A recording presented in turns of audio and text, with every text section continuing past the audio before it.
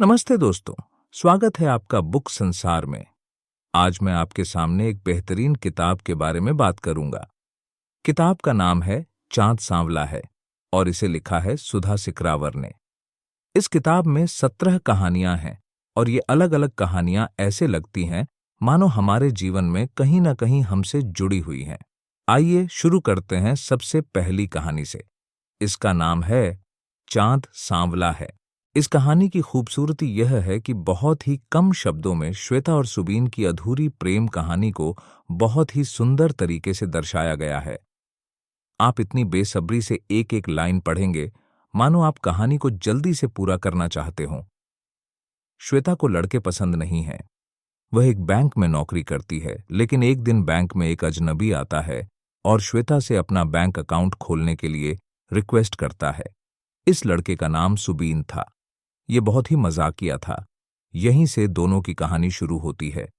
दोनों का कॉफी के लिए जाना और सर्दियों में एक साथ बाइक पर घूमने जाना, ये बातें आपको एक अलग ही अनुभव प्रदान करेंगी। सुबीन जब अचानक से श्वेता का हाथ पकड़ लेता है तो श्वेता की सांसें तेज हो जाती हैं और उसी रोमांचक पल को पढ़ते हुए मेरी भी सांसें तेज हो गईं और चेहरे पर हल्की सी हंसी आ गई थी। वाह, कितना खूबसूरत पल बयां किया है लेखिका ने। और फिर श्वेता का हाथ अपने हाथ में लेकर सुबीन कहता है, श्वेता, चांद सांवला है, बिल्कुल तुम्हारी तरह। फिर दोनों बाइक से घर की तरफ वापसी करते हैं। यहां से कहानी एक नया मोड़ लेती है।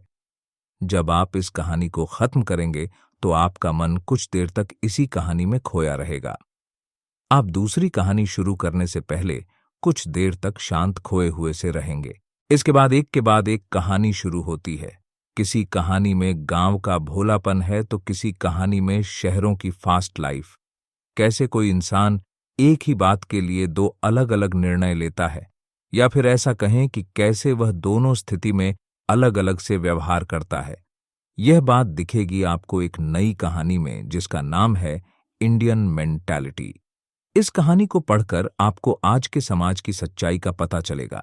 यह वास्तव में झकझोर देने वाली कहानी है। एक और सशक्त कहानी गौरैया, दो बहनों की मानसिक स्थिति और संघर्ष को दर्शाती हुई।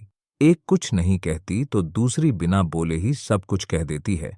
इस कहानी में एक परिवार का दृश्य दिखाया गया है।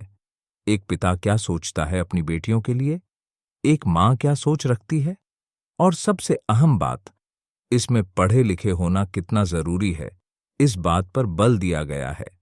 शादी के बाद किन किन अनजानी परेशानियों का सामना करना पड़ता है एक लड़की को, इस बात को बखूबी दर्शाया है। लोग कैसे पीछे पड़ जाते हैं अगर शादी के 1-2 साल में बच्चा पैदा न करो तो। यहां तक कि घरवाले भी बातें बनाने लग जाते हैं। लेखिका ने इन कठिनाइयों और सामाजिक दबावों को बड़ी संवेदनशीलता के साथ दर्शाया है। उन्होंने बताया है कि कैसे एक लड़की को शादी के बाद अपने सपनों और आकांक्षाओं को किनारे रखकर इन चुनौतियों का सामना करना पड़ता है। यह कहानी सिर्फ एक परिवार की नहीं, बल्कि उन अनगिनत लड़कियों की आवाज है जो इन परिस्थितियों से गुजरती हैं। सुधा जी की लेखनी ने इन मुद्दों को बहुत ही प्रभावी और दिल को छू लेने वाले अंदाज में प्रस्तुत किया है, जो पाठकों को सोचने पर मजबूर कर देती है। आपने प्रेमचंद की कहानियां तो पढ़ी होंगी। सुधा जी की कहानियों में भी कुछ उसी तरह की झलक आती है। वही भोलापन, वही सादगी, वही मजाक का अंदाज। सुधा जी का यही अंदाज मुझे उनकी किताब को बार बार पढ़ने के लिए प्रेरित करता है। आज के दौर में ऐसे लेखक बहुत ही कम हैं जो इस तरह का लेखन करते हैं। अपने लेखन में वे केवल कहानियां मनोरंजन के लिए नहीं लिखती, बल्कि समाज की कुरीतियों और गलत बातों को लिखने का भी साहस दिखाती हैं। सभी कहानियों की डिटेल बताना एक ही वीडियो में संभव नहीं है, इसलिए मैं आपको सुझाव दूंगा कि आप अमेज़न वेबसाइट पर जाकर आज ही इस किताब के बारे में जानें। किताब का नाम मैं एक बार फिर से बता देता हूं, चांद सांवला है, और लेखिका हैं सुधा सिकरावर। किताब का लिंक मैंने डिस्क्रिप्शन में डाल दिया है।